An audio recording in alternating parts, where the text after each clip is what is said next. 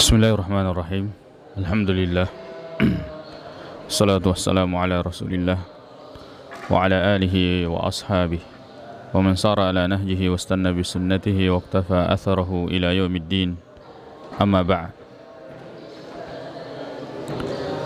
Alhamdulillah. Kembali kita melanjutkan pembacaan pertanyaan-pertanyaan fakutana makuto panaratu insyaallah na muari ang kaki wedding baliwi nasi turu si bawa akram lebih nafang Allah Subhanahu wa taala makuto panaratu hadis Nabi Muhammad sallallahu alaihi wasallam atau pada kemarin kali ngari tujunna agamata nan caji padisengen apa boleh amal amadeceng makuto panaritu atau pada angka dupai mati rasul mundrina huang Allah Subhanahu wa taala. Baik.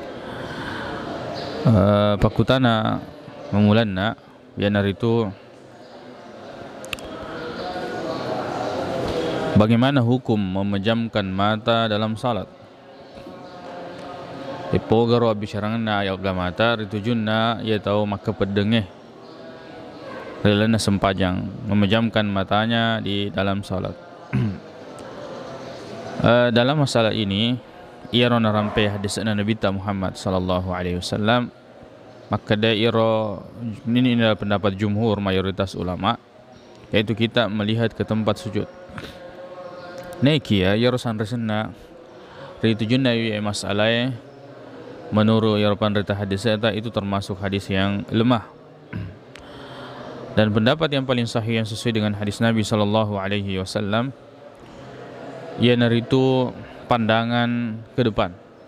Ia siturui dengan hadis yang sahih yang itu riwayatun Nabi Muhammad sallallahu alaihi wasallam masempajang ya ada kain yang digantung di depannya. Kemudian setelah salat naparintangi lori benaina ke istrinya Rasulullah sallallahu alaihi wasallam untuk mengganti kain tersebut karena senantiasa mengganggunya di dalam salat. Napahangi penderita tak makada harus tengok-tengok Nabi tak weddingi cukup dia bisa tunduk untuk tidak melihat gambar yang ada di kain tersebut yang tergantung di dinding. Nekede napigau Nabi tak Muhammad sallallahu alaihi wasallam. Jadi kami nama kesinge ritujun na masalah ya. Risesena pandita hadis eta ianar itu pandangan ke depan. Jadi pendapat jumhur mayoritas ulama yaitu melihat ke tempat sujud nekiasan resena lemah dalam masalah ini dan yang sahih adalah melihat ke depan. Pada toha narampe fang Allah Subhanahu wa taala fawalli wajhaka syatral masjidil haram betuan nak mangoloki arahkan wajah ke arah Masjidil Haram dan tunduk itu tidak termasuk mengarahkan. Wallahu a'lam. Kemudian pakutana selanjutnya maka ada pepogai hukumnya. Bagaimana hukumnya orang yang menikah karena syahwat? Ya, orang yang menikah karena syahwat, apakah itu halal? Halal, boleh. Dan ini juga termasuk untuk menjaga agama, menjaga diri dari fitnah. Nah sebab makanya Nabi Muhammad SAW kanang kaditanai surah nafang Allah Subhanahu wa taala epogai urane yang mendatangi istrinya karena syahwat. Nah pabali Nabi Muhammad sallallahu alaihi wasallam pipoga tanggamu naireko engkau urane dia mendatangi sesuatu yang haram, apakah dia berdosa? Kata orang sahabat ini berdosa. Makanya Nabi tak pada toniha nareko napulai binina kalau dia mendatangi istrinya karena syahwatnya maka dia mendapatkan pahala.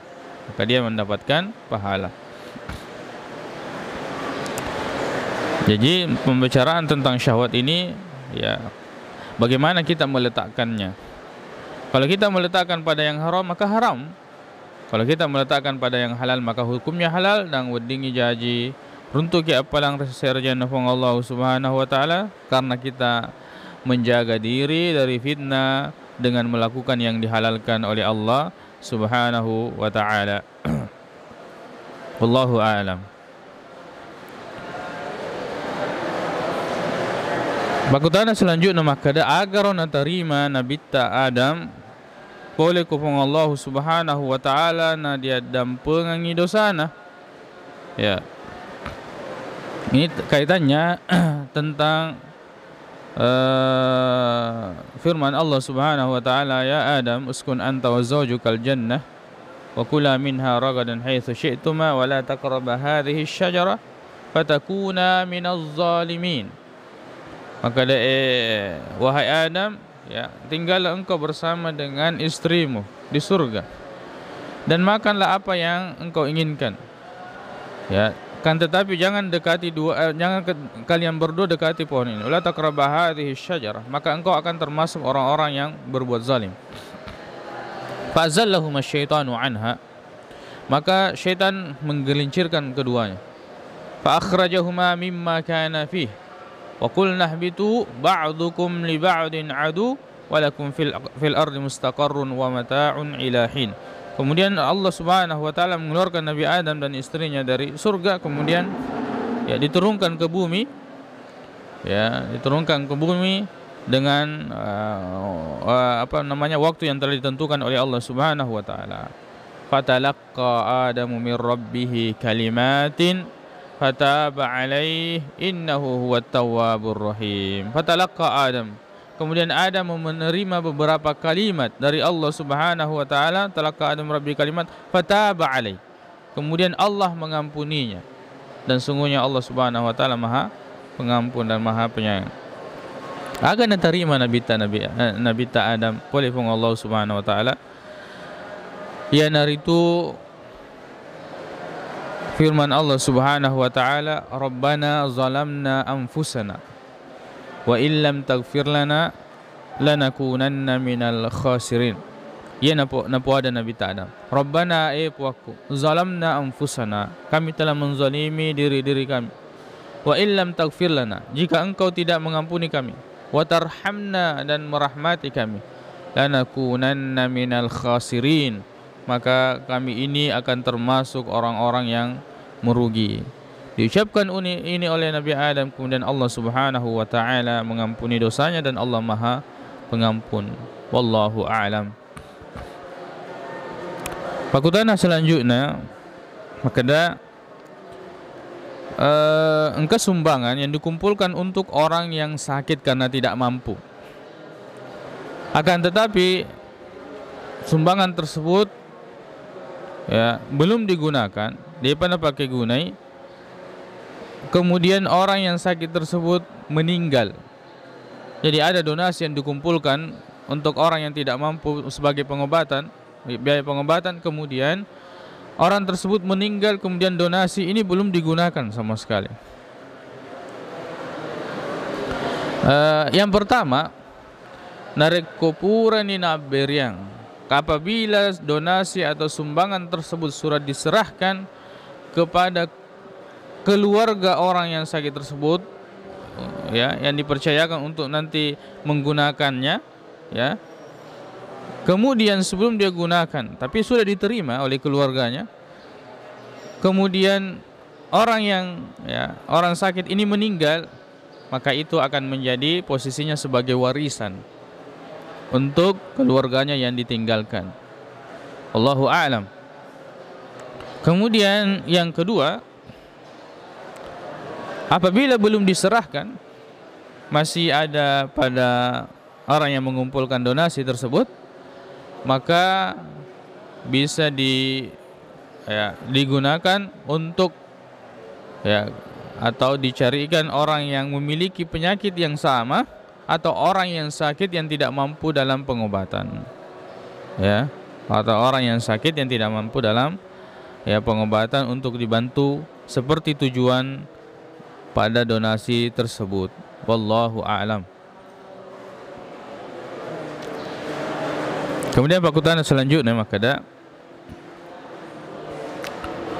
wadingi gadi pasi tuju atau gadi pasi runtu Syiah si bawa ahlus sunnah, atau kebahasanya sekarang apakah Syiah sunnah Syiah dan Sunnah bisa bergandengan tangan,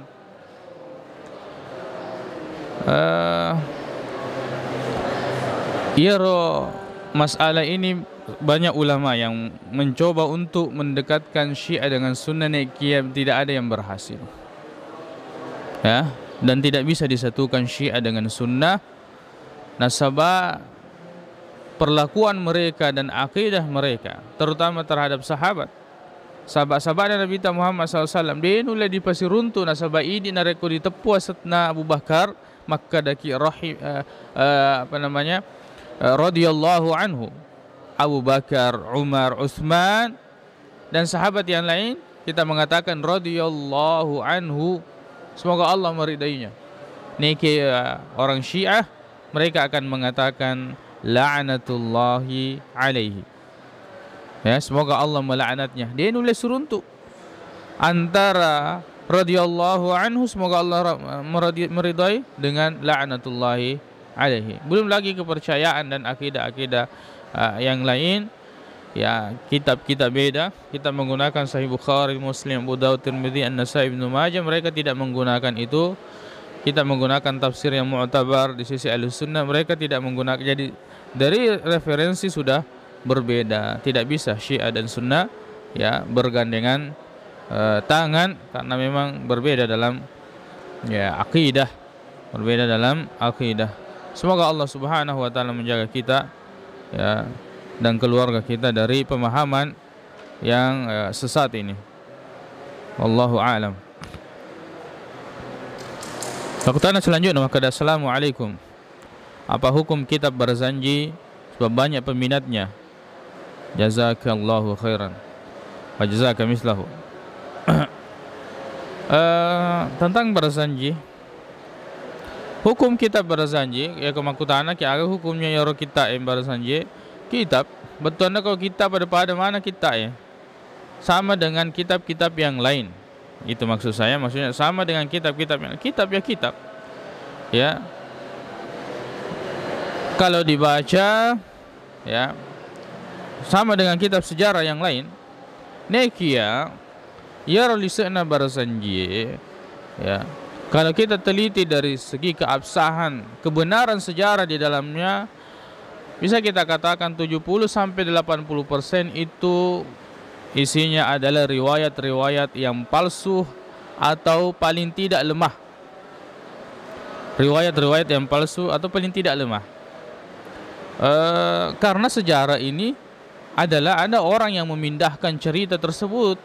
Jadi kita bisa teliti dari segi keabsahannya, masuk dalam ilmu periwayatan, dan setelah diteliti ternyata kita bisa mendapatkan 70-80% itu hadisnya palsu, riwayatnya, sejarahnya palsu atau paling tidak dhaif. Ada yang sahih tapi dia siaga.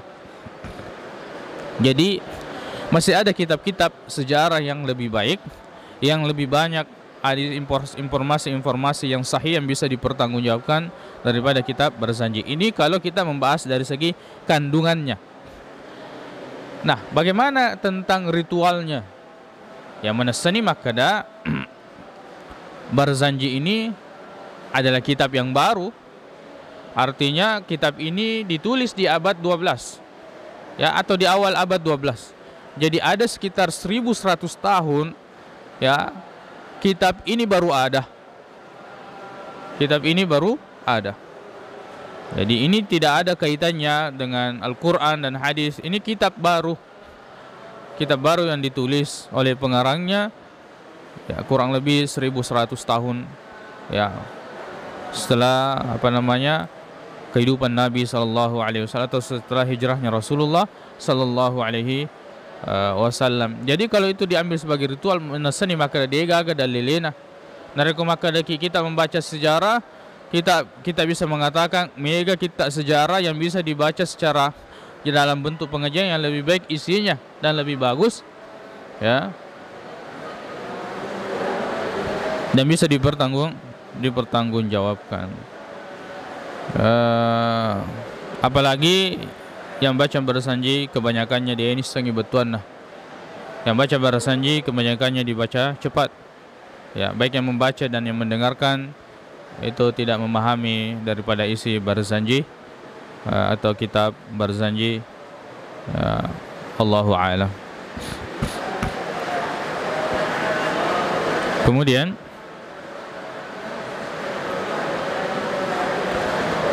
ada pemahaman nenek-nenek kami kalau setiap Idul Adha wajib magere, minimal potong ayam kampung, minimal potong ayam kampung, kalau tidak sanggup kambing atau sapi. Mohon penjelasannya. Ya, ini masuk dalam membicarakan apakah berkurban itu wajib bagi yang mampu. Ya.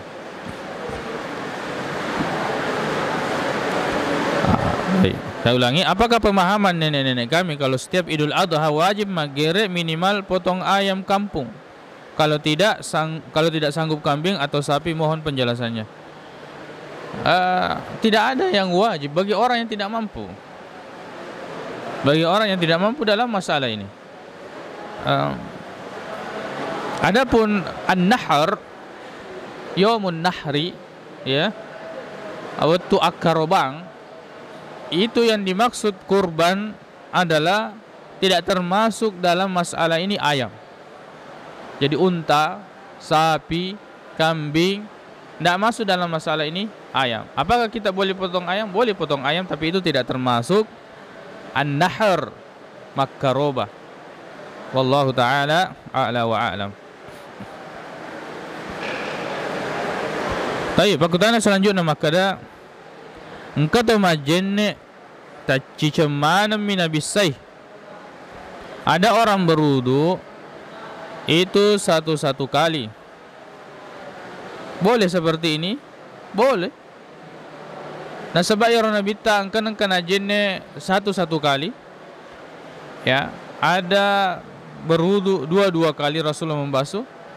Tapi ya kami nasokue, yaitu Nabi SAW membasuh atau mencuci anggota wudunya 3 kali, kecuali kepala. Kangalina ulunna nasusuk miu ke ciceng 1 kali.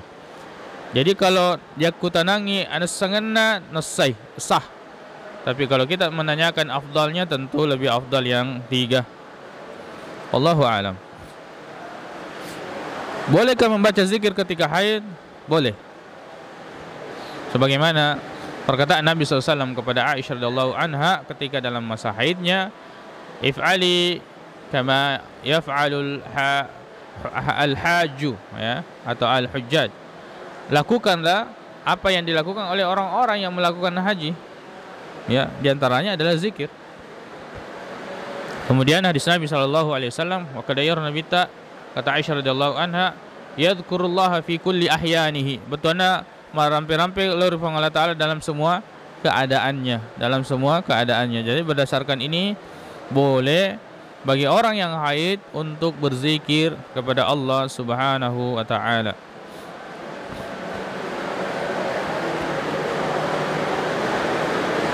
Apakah merokok membatalkan wudu? Tidak membatalkan wudu. Akan tetapi perbuatan ini bisa mengganggu orang yang salat. Bau mulut orang yang merokok bisa mengganggu orang yang salat, bahkan para malaikat. Kalau disebutkan dalam hadis Nabi SAW, maka man riwayat Bukhari Muslim, man akala suman aw basalan falyatazil aw waliyatazil masajidana waliyaq'ud fi baitihi. Barang siapa yang makan bawang putih atau bawang merah, maka hendaklah dia menjauhi masjid kami, hendaklah dia duduk di rumahnya, karena baunya mengganggu. Ini pada yang halal. Bagaimana dengan sesuatu yang diharamkan oleh Allah Subhanahu wa Ta'ala seperti rokok, ya, maka tentu ini larangannya lebih keras dalam syariat kita, dalam agama Islam. Tapi kalau ditanya tentang apakah membatalkan wudu atau tidak membatalkan wudu, karena itu tidak termasuk hal-hal yang membatalkan wudu. Wallahu a'lam. Pertanyaan selanjutnya makada, bolehkah bersalaman dengan istrinya bapak? Ya, mungkin yang dimaksud di sini istrinya bapak adalah bapaknya sudah menikah dengan perempuan yang lain, apakah ibunya meninggal atau mungkin istri yang keduanya, apakah boleh bersalaman? anak laki-laki kepada ibunya, ibu tirinya. Ya, boleh. Karena itu termasuk perempuan yang haram dinikahi oleh anak tiri selama-lamanya. Itu termasuk ya mahram, perempuan yang haram dinikahi selama-lamanya. Walaupun bapaknya sudah meninggal, haram selama-lamanya untuk dinikahi oleh anak. Boleh bersalaman dengan ibu tiri, wallahu a'lam.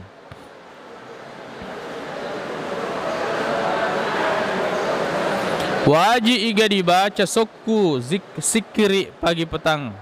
Zikir pagi petang. Apakah zikir pagi petang ini harus dibaca sempurna? Ada buku-buku yang dijual, yang kita beli, yang kita dapatkan. Di situ dicantumkan hadis-hadis doa-doa atau zikir yang dibaca ketika pagi, doa-doa yang dibaca ketika petang. Apakah itu harus dituntaskan? Harus dibaca? Tidak harus dibaca. Tidak harus dibaca sempurna. Karena itu adalah kumpulan-kumpulan yang dikumpulkan oleh para ulama atau penulis, ya.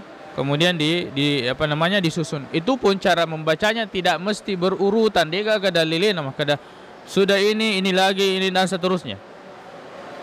Jadi dia tidak wajib, dia mesti soku, dia mesti berurutan zikir pagi petang. Kalau ada 1, 2, 3 zikir yang diucapkan di pagi petang, tamak ni ria bicara ngena, kita sudah termasuk orang yang melaksanakan zikir pagi petang. Kan tetapi menelusuri semua zikir-zikir yang dibaca Nabi SAW di waktu pagi dan petang, tentu itu lebih baik. Tapi nareko makutana ki wajib iga harus soku, harus berurutan, maka daki dega kadalelena yebe masalah. Wallahu a'lam.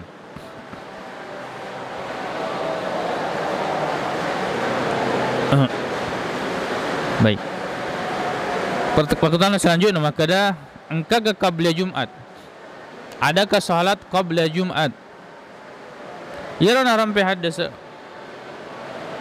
Boleh kita melaksanakan salat qabla Jumat, maksudnya sebelum Jumat. Ya, barang siapa yang datang ke masjid, maka dia melaksanakan salat ma'kutibalahu, artinya semampu dia untuk laksanakan. Tapi ini tidak dinamakan qabliyah walaupun dilaksanakan sebelumnya, karena ini dilaksanakan sebelum azan ketika kita sampai di masjid di hari Jumat itu.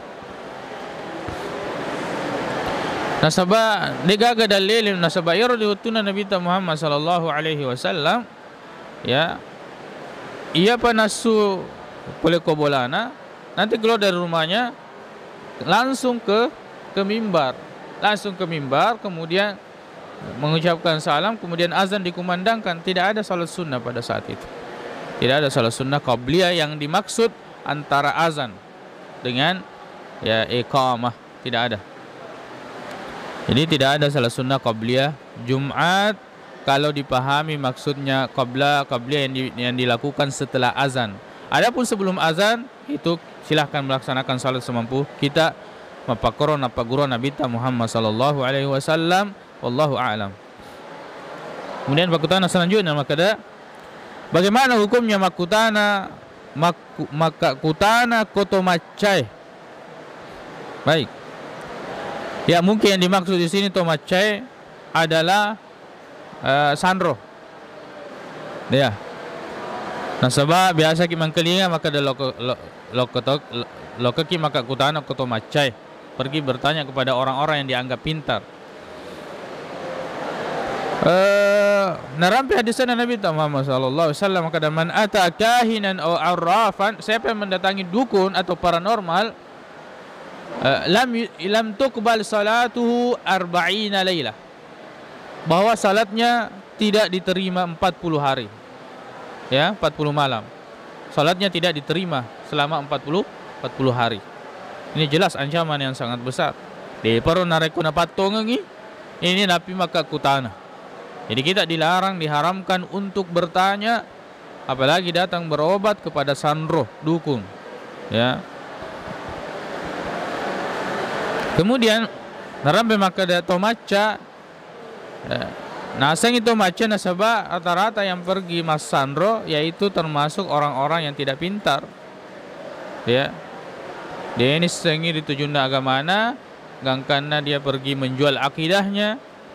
balu itepuk na lorong Allah Subhanahu wa taala untuk mendapatkan kesehatan atau rezeki, diluaskan rezekinya, pergi bertanya-tanya dan seterusnya. Jadi mendatangi sandro itu diharamkan di dalam syariat Islam. Wallahu a'lam. Kemudian pertanyaan selanjutnya, maka bagaimana hukum azan di telinga anak yang baru lahir? Yang pertama, azan hadisnya lemah dalam masalah ini. Anak yang baru lahir kemudian diazankan di telinga kanan, itu hadisnya lemah. Lebih lemah lagi ke hadis yang menginformasikan, yang disandarkan kepada Nabi SAW, iqamah di telinga kiri.